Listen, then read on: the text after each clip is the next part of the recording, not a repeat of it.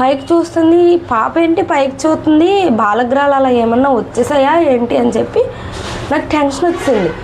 ఇలా మళ్ళీ చూసేసరికేమో కళ్ళు తేలేసేసి నోట్లో నుంచి ఇలాగా నొరుగు వచ్చేస్తుంది, గుండు కొట్టుకోవట్లేదు, ఊపిరి పీల్చుకోవట్లేదు. ఇంకా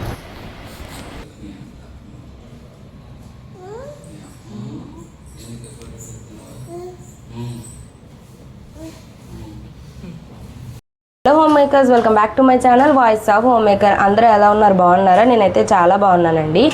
ఈరోజు ఈ పర్టికులర్ వీడియో రికార్డ్ చేయడానికి రీజన్ ఏంటి అంటే, పిల్లలు ఉన్న వాళ్ళు మేము చేసిన మిస్టేక్స్ చేయకుండా ఉంటారు అని, అండ్ మేము ఆ ఫేజ్ని అలా గోత్రూ అయ్యాము అని చెప్పి నీతో షేర్ చేసుకుందామని ఈ వీడియో రికార్డ్ చేస్తున్నాను. మీకు అందరికీ తెలిసిందే కదా, మా హస్బెండ్కి రీసెంట్గానే ట్రాన్స్ఫర్ వచ్చింది. మేము హాస్పిటల్కి అన్నిటికి టౌన్లో చూపించుకుంటాము. ఆ టౌన్కి మేము ప్రజెంట్ ఉన్నదైతే 6 km డిస్టెన్స్ అనమాట. ఏదైనా అవసరం ఉన్న గ్రాసరీస్కైనా మేము వీక్లీ ఒకసారి ట్రావెల్ చేసేవాళ్ళం. కానీ ఇప్పుడు మా హస్బెండ్కి ట్రాన్స్ఫర్ వచ్చింది మాత్రం టౌన్కి 28 km డిస్టెన్స్. మేము అప్పుడు చిన్న పిల్లలే కదా, మాకు పిల్లల గురించి ఆలోచించి టౌన్లో తీసుకుందాము అన్న ఆలోచన అయితే మా బుర్రకు రాలేదు. మా హస్బెండ్కి ఆఫీస్కి దూరం అవ్వకూడదు, ఆ ఆఫీస్కి దగ్గరగా ఉండాలి అన్నట్టు మేము సేమ్ అదే విలేజ్లో మేము హౌస్ తీసుకున్నాం. అంటే మా పెద్ద పాపతో ఇప్పుడు దాకా ఎప్పుడూ అంత ఎమర్జెన్సీ కాలేదు. సో మేము ఎక్కడైతే ఆఫీస్ ఉందో ఆ ఆఫీస్కి డిస్టెన్స్లో, వాకబుల్ డిస్టెన్స్లోనే హౌస్ తీసుకున్నాము. అయితే మా చిన్న పాపకి మేము రీసెంట్గానే హైదరాబాద్కి వెళ్ళొచ్చాము అని వీడియోస్ పెట్టాను కదా. హైదరాబాద్ నుంచి వచ్చిన తర్వాత వితిన్ 1 వీక్లో అలాగా ఫీవర్ వచ్చింది. నైట్ ఫీవర్ వచ్చింది. అంటే నార్మల్గా ఇప్పుడు ఫీవర్ వస్తాయి కదా, ప్లేస్ చేంజ్ అయ్యింది, సో ఫీవర్ వచ్చింది అని అనుకున్నాము. నైట్ 2:30, 3కి అలాగా ఫీవర్ వచ్చింది. ఎర్లీ మార్నింగ్ 6కి 7కి నేను సిరప్ వేసాను. సిరప్ వేసిన తర్వాత కంట్రోల్ అయింది, 1 వరకు తగ్గింది. 1 తర్వాత నేను సిరప్ వేయకుండా నేను చేసిన మిస్టేక్ ఏంటి అంటే, నైట్ హాస్పిటల్కి వెళ్తాం కదా, ఇంకా సిరప్ వేస్తే మళ్ళీ అక్కడ సరిగ్గా వాళ్ళు ఫీవర్ లేదు అలాగ అంటారేమో అనేసి నేను ఆఫ్టర్నూన్ నుంచి సిరప్ వేయలేదు. ఇంకా మేము నైట్ మళ్ళీ హాస్పిటల్కి వెళ్ళింది 6:30, 7 ఆ టైంకి వెళ్ళాం. హాస్పిటల్కి వెళ్ళిన తర్వాత ఫీవర్ చెక్ చేస్తే 103 ఫీవర్ ఉంది. డాక్టర్కి చూపించాం. డాక్టర్కి చూపించిన తర్వాత డాక్టర్ కొన్ని మెడిసిన్స్ ఇచ్చారు. డాక్టర్ ఏం చెప్పారు అంటే, ఇక్కడే వేసేయండి టానిక్, ఇంటి వెళ్ళే వరకు వెయిట్ చేయకండి, ఇక్కడే టానిక్ వేసేయండి అని చెప్పారు. మేమేం చేసాము, టానిక్ వేస్తే మా పాప టానిక్స్ అస్సలు తాగదు. టానిక్ వేయగానే వామిట్ చేసేసుకునేది. మళ్ళీ ఇప్పుడు వామిట్ చేసేసుకుంటే ఇబ్బంది అయిపోతాం కదా అన్నట్టు మేము ఇంటికి వెళ్ళిన తర్వాత వేద్దాము అనుకున్నాం. మేము హాస్పిటల్లో చూపించింది 7:30కి. అయితే హాస్పిటల్ డీమార్ట్ పక్కనే. ఎలాగో వచ్చాం కదా, డీమార్ట్లో మా ఇంట్లో గ్రాసరీస్ కూడా అన్నీ అయిపోయాయి. ఊరు నుంచి అప్పుడే వచ్చాం కదా, గ్రాసరీస్ కూడా అయిపోయాయి. గ్రాసరీస్ తీసుకొని ఒకేసారి వెళ్ళిపోతే మళ్ళీ ఇంక రేపు రావక్కర్లేదు కదా అన్నట్టు గ్రాసరీస్ కూడా తీసేసుకున్నాం. దానికి ఒక 1.5 అవర్ to 1 అవర్ పట్టింది టైము. మేము ఇంటికి వెళ్ళేసరికి 9 అయింది. అప్పుడు మా పాపకి సిరప్ వేసి నేను రైస్ పెట్టి వచ్చాను. రైస్ పెట్టి వచ్చి పాపకి ఒళ్ళు తుడుస్తున్నాను అనమాట. తడిగొడ్డతో తుడుస్తూనే ఉన్నాను. అయితే ఒళ్ళు తుడిచాను. తుడిచిన తర్వాత మా పాప ఇలా పైకి చూస్తుంది. పాప ఏంటి పైకి చూస్తుంది, బాలగ్రహాలు అలా ఏమన్నా వచ్చేసాయా ఏంటి అని చెప్పి నాకు టెన్షన్ వచ్చింది. ఇలా మళ్ళీ చూసేసరికేమో కళ్ళు తేలేసేసి నోట్లో నుంచి ఇలాగా నొరుగు వచ్చేస్తుంది, గుండు కొట్టుకోవట్లేదు, ఊపిరి పీల్చుకోవట్లేదు. ఇంకా ఇలా స్టిఫ్ అయిపోయింది, మొత్తం బాడీ అంతా స్టిఫ్ అయిపోయింది. మేము ఆ కండిషన్ నాకు ఊహ వచ్చినప్పటి నుంచి కానీ పిల్లల ఎవ్వరికి కూడా కండిషన్ నేను చూడలేదు. నేను కానీ మా హస్బెండ్ కానీ ఎవ్వరికి చూడలేదు. మాకు ఇంకా దడొచ్చింది. ఇంట్లో పెద్దవాళ్ళు ఎవరు లేరు, తెలిసిన వాళ్ళు ఎవరు లేరు. రీసెంట్గానే హౌస్ షిఫ్ట్ అయ్యాము. విలేజ్ ఏమో హాస్పిటల్కి చాలా దూరం, వెళ్ళడానికి 1 అవర్ పట్టేది.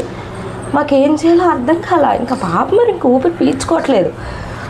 ఊపిరి పీల్చుకోకపోతే ఏడుపు వచ్చేస్తుంది, ఇంకా టెన్షన్ వచ్చేస్తుంది, స్టిఫ్ అయిపోయింది బాడీ. రోడ్డు మీద పరిగెట్టాము. టైం కూడా 9 అయిపోయింది. ఆ ఊర్లో హాస్పిటల్స్ కానీ మెడికల్ షాప్స్ కానీ ఏం అవైలబుల్గా ఉండవు. దేనికి వెళ్ళాలన్నా కూడా 6 km ఇంకొంచెం దానికన్నా కొంచెం బెటర్ టౌన్ ఉంటుంది, అక్కడికి వెళ్ళాలి. ఇంకా మాకు ఏం చేయాలో అర్థం కాల. అక్కడ దగ్గరలో ఉన్న ఆర్ఎంపీ దగ్గరికి వెళ్ళాము. ఆర్ఎంపీ దగ్గరికి వెళ్తే ఇలా చెప్తే హాస్పిటల్కి తీసుకెళ్ళిపోండి అన్నాం. ఇప్పుడే హాస్పిటల్కి వెళ్ళి వచ్చామండి, ఇలా వచ్చింది అంటే ఒక ఇంజెక్షన్ చేశారు. ఆ ఇంజెక్షన్ అయిపోయిన తర్వాత మాకు తెలిసిన అతను బ్యాంక్లో వర్క్ చేసే అతను ఒక అతను అప్పుడే ఇంకా వేరే ఊరు వెళ్ళి వచ్చారంట. బై గాడ్స్ గ్రేస్ దేవుళ్ళలాగా అతను వచ్చి మమ్మల్ని అయితే హాస్పిటల్కి తీసుకొని వచ్చారు. ఆ హాస్పిటల్కి అప్పుడు కూడా హాఫ్ అన్ అవర్ టైం పట్టింది. మా పాపకైతే ఫిట్స్ వచ్చేసిందండి.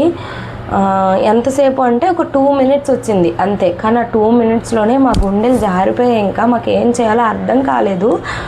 అంత వరస్ట్ సిచ్యువేషన్ అయితే మేము అప్పుడు ఫేస్ చేసాము.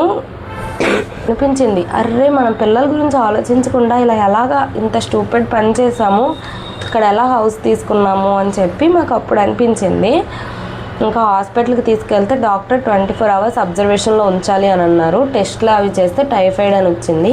అంటే ఒకసారి ఫిట్స్ వస్తే అంట 24 hours మళ్ళీ వచ్చే ఛాన్సెస్ ఉన్నాయంట. అందుకని చెప్పి 24 hours అబ్జర్వేషన్ అన్నారు. కానీ మా పాపకి సెకండ్ డే ఫీవర్ తగ్గలేదు. అప్పటికి యాంటీబయాటిక్స్ ఎక్కుతున్నాయి, కోర్స్ ఎక్కుతుంది, ఫీవర్ తగ్గల. థర్డ్ డేకి ఫీవర్ తగ్గల. ఇంకా చూసారు ఫీవర్కి కూడా ఇంజెక్షన్స్ ఎక్కించేశారు. 4th డేకి కంట్రోల్ అయింది ఫీవర్. 5th డేకి తగ్గింది. అప్పుడు 5th డే ఈవినింగ్కి మాకు డిశ్చార్జ్ చేశారు. ఈ 5 days కూడా నేను, మా హస్బెండ్, పెద్ద పాప, చిన్న పాప అందరం కూడా హాస్పిటల్లోనే ఉన్నాము. ఫుడ్ ఏమో బయట నుంచి తెచ్చుకోవడము. ఇంకా చిన్న పాప పాలే కాబట్టి బాధలేదు, ఇడ్లీ అలా పెట్టేదాన్ని. ఇంకా టిఫిన్ ఆఫ్టర్నూన్ మా హస్బెండ్ ఇంటికి వెళ్ళి కొంచెం రైస్ వండుకొని వచ్చేవాళ్ళు. కర్రీస్ బయట నుంచి తెచ్చుకొని తినేసేవాళ్ళం. ఆ 5 days కూడా మేము గుండెని ఇలాగా గుప్పెట్లో పట్టుకొని అయితే ఉన్నాము. అంత టెన్షన్ వచ్చేసింది మాకు. నేను ఇప్పుడు ఈ వీడియో దేనికి షేర్ చేస్తున్నాను అంటే, మీ పిల్లలకి ఫీవర్ వస్తే అస్సలు అజాగ్రత్త చేయకుండా వెంటనే 6 hours పారాసెటమాల్ వేసేయండి.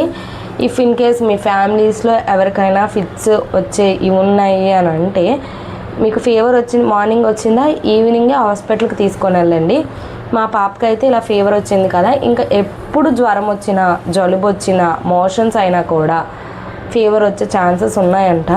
డాక్టర్ ఏం చెప్పారు అంటే, ఇంకా ఫీవర్ ఇలా వచ్చింది అని అంటే పారాసెటమాల్తో పాటు ఒక ట్యాబ్లెట్ వేయమని ట్యాబ్లెట్ కూడా ఇచ్చారు. అండ్ ఇంకొక విషయం ఏంటి అంటే, ఫిట్స్ వచ్చిన పిల్లలకి ఫిట్స్ వచ్చినప్పుడు నోట్లో ఏమీ వేయకూడదు. పాలు కానీ, వాటర్ కానీ, తినేది ఏదైనా ఉన్నా కూడా వెంటనే తీసేయాలంట. ఇవన్నీ కూడా మాకు డాక్టర్ గారు చెప్పారు. ఏమన్నా ఉన్నా కూడా నోట్లో వెంటనే తీసేయాలి. అంటే అప్పుడు వాళ్ళ మైండ్ మనలో ఉండదు, వాళ్ళకి ఇంకా నమలాలి, మింగాలి అని ఏం తెలియదంట. ఒకవేళ నోట్లో ఏమైనా ఉంటే అవి ఊపిరితిత్తుల్లోకి వెళ్ళిపోతే ఇంకా ప్రమాదం అవుతుంది. అందుకని చెప్పి నోట్లో ఏమన్నా ఉన్నా కూడా వెంటనే తీసేయాలి. సెకండ్ థింగ్ వచ్చేసరికి, పిల్లల్ని లెఫ్ట్ సైడ్కి తిప్పి బర్ఫ్ చేస్తూ ఉండాలంట. లెఫ్ట్ సైడ్కి తిప్పి పడుకోబెట్టాలి ఫ్లాట్ సర్ఫేస్ మీద. ఇవైతే మాకు డాక్టర్ చెప్పారు. మీ పిల్లల్లో ఎవరికైనా ఇలా ఒకవేళ ఫిట్స్ వస్తే ఇలా చెయ్యండి అని చెప్పి నాకు చెప్పింది, నేను మీతో షేర్ చేసుకుంటున్నాను. అదనమాట, ఇలా జరిగింది మా పాపకి. మాకైతే చాలా టెన్షన్ వచ్చింది. అవును, ఇలాగా ఫీవర్ వచ్చి ఫిట్స్ వచ్చినప్పుడు, ఇలా ఫీవర్ వచ్చినప్పుడు అనే కాదు, పిల్లలకి ఫిట్స్ వచ్చినప్పుడు నాటు మందు అని పడతారంట కదా, మీలో ఎవరికైనా తెలుసా నాటు మందు? అది పడితే ఇంకా లైఫ్లో ఎప్పుడు ఫిట్స్ రావంట కదా. మీకు ఎవరికైనా తెలిస్తే కమెంట్ చేయండి. మా పాపకైతే ప్రజెంట్ ఏజ్ 11 months కదా, అందుకని చెప్పి ఒక 1 year ఆగిన తర్వాత పడదాము అని చెప్పి ఆగాము నాటు మందు. మీలో ఎవరికైనా తెలిస్తే కమెంట్ చేయండి. ఇలా అయ్యింది, అందుకనే నేను వీడియోస్ కూడా పెట్టలేకపోతున్నాను. 2 పిల్లల్ని చూసుకోవడము, అండ్ మళ్ళీ మేము హౌస్ షిఫ్ట్ అయ్యాము.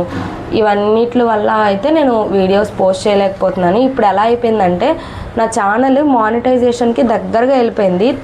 పాలసీస్ ఉంటాయి కదా, 1000 subscribers 3000 వాచ్ అవర్స్ వస్తే mini monetization, 1000 subscribers 4000 watch hours వస్తే ఫుల్ మానిటైజేషన్ అవుతుంది కదా. నాకు 1000 subscribers దాటారు అండ్ 2500 వాచ్ అవర్స్ వచ్చాయి. ఇప్పుడు అవన్నీ కూడా నేను వీడియోస్ పెట్టట్లేదు కదా, మొత్తం తగ్గిపోయాయి. ఇంకెలా అంటే మళ్ళీ నేను 0 నుంచి మళ్ళీ స్టార్ట్ చేయాలన్నమాట. అలా తగ్గిపోయాయి. నా కష్టం అంతా కూడా బూడిదలో పోసిన పన్నీర్ అయిపోయింది. మళ్ళీ ఇప్పుడు ఈదాలన్నమాట, స్టార్టింగ్ నుంచి ఈదాలి మళ్ళీ. ఇంకా వీడియోస్ రెగ్యులర్గా పోస్ట్ చేద్దాము అని అనుకుంటున్నాను. ఎంతవరకు అవుతుందో పిల్లలతోటి చూడాలి. మీకు కనుక ఈ వీడియో యూస్ఫుల్ అనిపిస్తే కన్ఫర్మ్గా ఒక లైక్ చేసి ఛానల్ని సబ్స్క్రైబ్ చేసుకోండి. Thank you so much for watching this video. మరొక వీడియోతో మళ్ళీ కలుద్దాం. అంతవరకు బాయ్. ఇలా ఫిట్స్ వచ్చినప్పుడు ఇవి చేయమని అయితే మాతో డాక్టర్ చెప్పారు.